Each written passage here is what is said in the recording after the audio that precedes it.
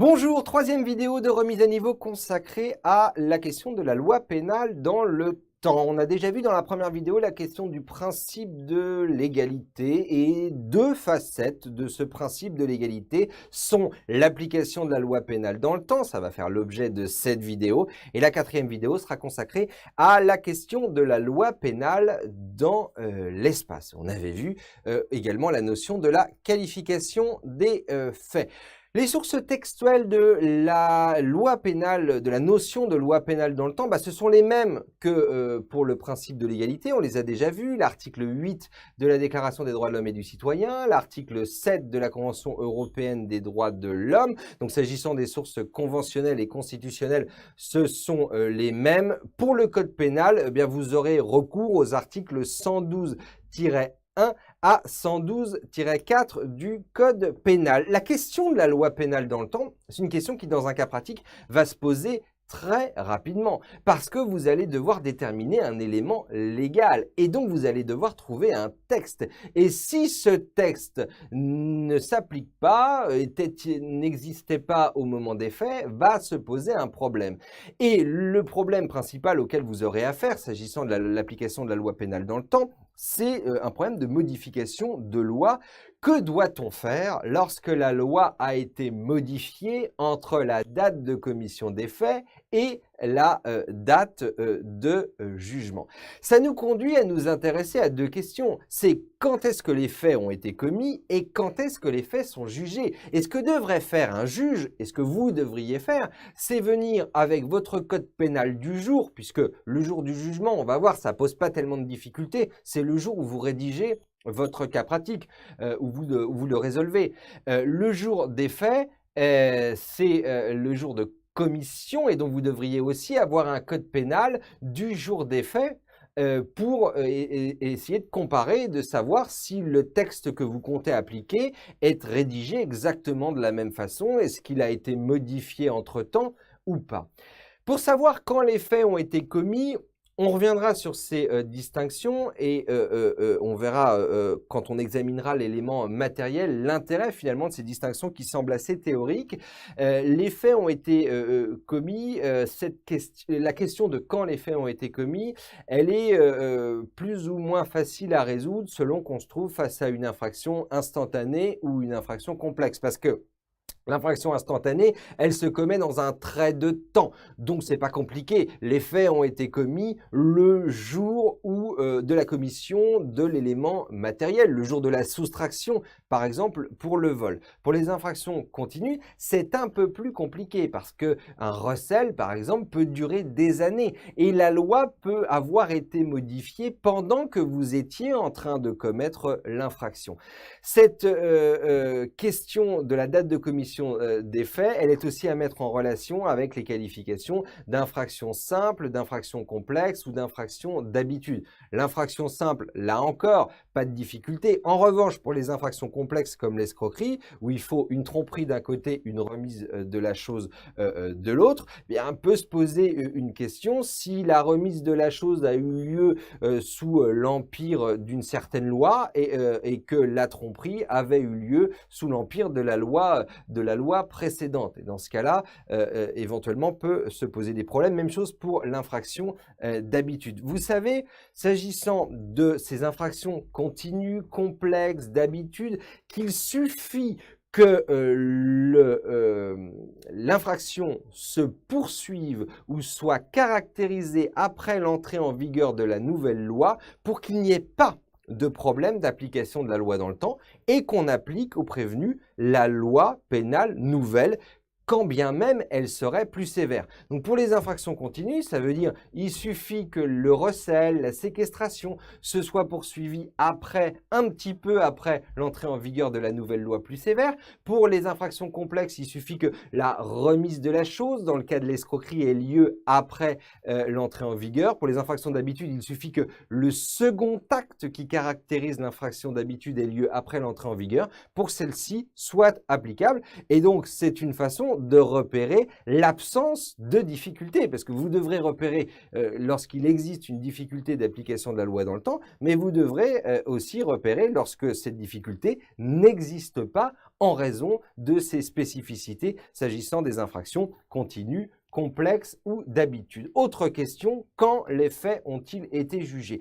Là, il n'y a pas beaucoup de choses à dire, si ce n'est que si vous êtes condamné à une peine de 5 ans d'emprisonnement en 2018 et qu'en 2019, la peine est abaissée, la peine encourue est abaissée à 1 an d'emprisonnement suite à une réforme législative, vous ne pouvez plus rien faire. Si votre jugement est définitif, on ne vous rejugera pas. Et donc, la question qui se pose ici, c'est la question du jugement définitif. Que se passe-t-il après que le jugement devienne définitif? Finalement, plus rien. Une seule exception, c'est la particularité de l'article 112-4, c'est que la peine cesse de recevoir application lorsque ce n'est plus, le comportement n'est plus une infraction pénale, et c'est en particulier le cas de la dépénalisation. Un exemple assez récent qu'on peut donner, c'est la dépénalisation du racolage. La circulaire d'application, c'est une infraction qui a été dépénalisée en 2016, et la circulaire d'application demande au procureur de la République, des différents ressorts, de vérifier que dans les maisons d'arrêt, de leur ressort, personne n'est en détention, personne n'est incarcéré pour cette infraction, faute de quoi, si c'est le cas, la peine doit cesser de recevoir application. Donc ça veut dire qu'il faut libérer au moment de la dépénalisation les personnes qui pourraient être définitivement condamnées en train de purger leur peine dans une maison d'arrêt. En revanche, ça n'entraîne pas une révision du procès, la personne reste condamnée, la condamnation existe toujours, elle est toujours sur le casier judiciaire, donc c'est une toute petite particularité qui s'applique après que la peine, après que la décision est devenue définitive. Quels sont les principes applicables s'agissant de cette notion de l'application de la loi pénale dans le temps? Il y en a deux. Alors c'est très simple, il y a le principe applicable aux lois pénales de fond, c'est l'application de la loi pénale la plus favorable, avec deux sous-principes que vous connaissez par cœur, la non-rétroactivité in peius, donc la non-rétroactivité de la loi pénale plus sévère, et la rétroactivité in mitius, donc la rétroactivité de la loi pénale plus douce. Mais vous constatez que ces deux principes peuvent se résumer à application de la loi pénale la plus favorable. Et s'agissant des lois pénales de forme, le principe, c'est l'application immédiate. Ça nous intéressera un peu moins les lois pénales de forme parce que ici on est en droit pénal et que les lois pénales de forme, ça concerne plutôt la procédure pénale. Qu'est-ce qu'une loi pénale de fond? Eh bien, vous allez voir pourquoi ça concerne plutôt le droit pénal, sont les lois relatives aux incriminations, les lois relatives aux peines, j'ajoute d'ailleurs, et pas aux mesures de sûreté. Vous savez que les mesures de sûreté ne sont pas considérées comme des peines et par conséquent, on n'applique pas le principe de non-rétroactivité in peius. Ça veut dire qu'on peut appliquer des mesures de sûreté à un individu alors même que ces mesures de sûreté qui existent au jour du jugement, évidemment, qui sont dans le code pénal, elles n'existaient pas au moment où les faits ont été commis. Et enfin, une loi pénale de fond, c'est une loi relative à la responsabilité pénale. La question qui va se poser, une fois que vous aurez déterminé dans le cas pratique que la loi à laquelle vous avez affaire est une loi pénale de fond, ça va être de se dire, est-ce que cette nouvelle loi, qui n'existait pas au moment où les faits ont été commis, qui était différente au moment où les faits ont été commis, est-ce que cette nouvelle loi est une loi plus sévère ou plus douce?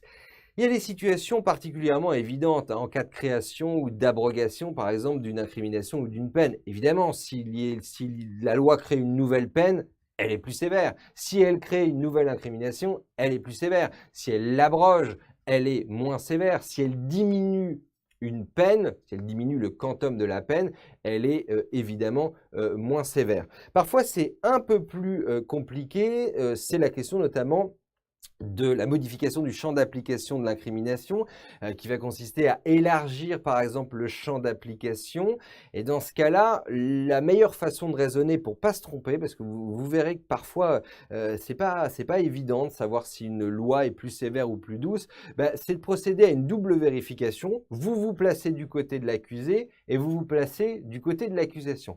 Du côté de l'accusé, vous vous dites, est-ce que c'est plus facile aujourd'hui d'échapper à sa responsabilité ou est-ce que c'est plus difficile? Si c'est plus difficile, la loi est plus sévère. Et pour vérifier, vous devez vous placer aussi du côté de l'accusation, du côté du ministère public, en vous disant, est-ce que pour le ministère public, c'est plus facile d'obtenir la condamnation ou est-ce que la modification du champ d'application fait qu'il existe par exemple une condition supplémentaire et donc le procureur devra faire une démonstration sur un élément en plus et donc ce sera plus difficile pour lui. Auquel cas, la loi sera considérée comme plus douce et ce raisonnement, vous pouvez aussi le tenir sur la création ou l'abrogation d'une cause d'irresponsabilité. Si on crée une nouvelle cause d'irresponsabilité, bien on laisse au prévenu une chance supplémentaire d'échapper à sa responsabilité. Par conséquent, c'est une loi pénale plus douce. Va se poser une question avant de passer aux lois pénales de forme.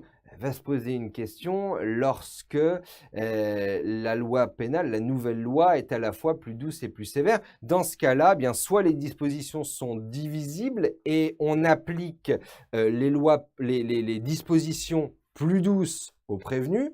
Et en revanche, en raison de la non-rétroactivité des lois pénales plus sévères, on n'applique pas les dispositions plus sévères, soit la loi pénale est dite indivisible. Et dans ce cas-là, il faudra avoir une appréciation globale du texte pour savoir si globalement la disposition elle est plus favorable ou elle est plus sévère. La difficulté, c'est que c'est une appréciation qui se fait globalement et qui se fait in abstracto. Ça veut dire que le juge ne va pas se demander si pour le prévenu en particulier qu'il a en face de lui, la disposition est plus douce ou plus sévère. Par exemple, quand on élargit le champ d'application et qu'on diminue la peine, celui qui était déjà dans le champ d'application de la précédente incrimination, eh bien, lui, il va profiter de cette nouvelle loi parce que la seule conséquence pour lui, ce sera que la peine diminue. En revanche, celui qui n'était pas dans le champ d'application précédent,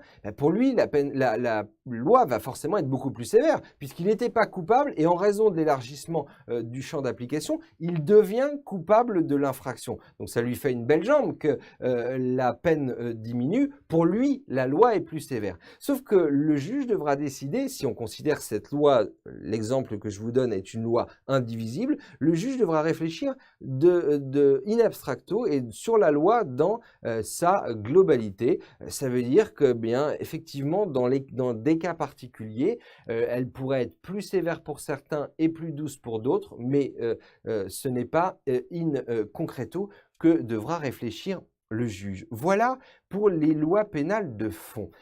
Pour les lois pénales de forme, c'est le principe de l'application immédiate. Ce sont les articles 112-2, 112-3. Alors, vous avez toute la liste dans ces articles de ce que sont les lois pénales de forme. Vous en avez de 4 types dans l'article 112-2, les lois de compétence et d'organisation judiciaire, les lois fixant les modalités des poursuites et les formes de la procédure, les lois relatives au régime d'exécution et d'application des peines, les lois relatives à la prescription de l'action publique et des peines. Et l'article 112-3 du Code pénal ajoute les lois relatives à la nature et au cas d'ouverture des voies de recours.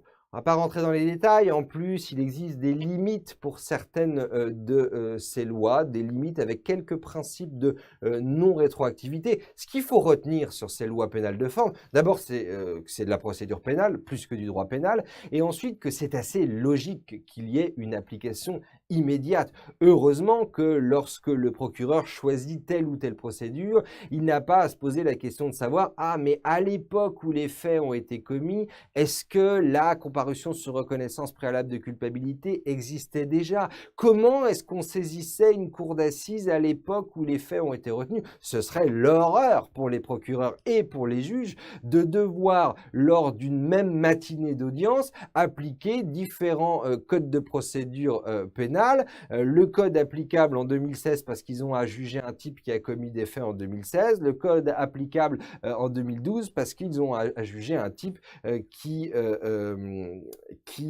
a commis les faits en 2012. Donc il est quand même assez logique qu'on demande simplement au juge pénal d'appliquer le code de procédure pénale en vigueur au jour où il est en train de juger. Voilà quels étaient les quelques éléments, les principaux éléments dont je voulais vous faire part s'agissant de cette question particulière de l'application de la loi pénale dans le temps. Et dans la 4e vidéo, nous allons voir une autre facette du principe de l'égalité qui est la notion d'application de la loi pénale dans l'espace.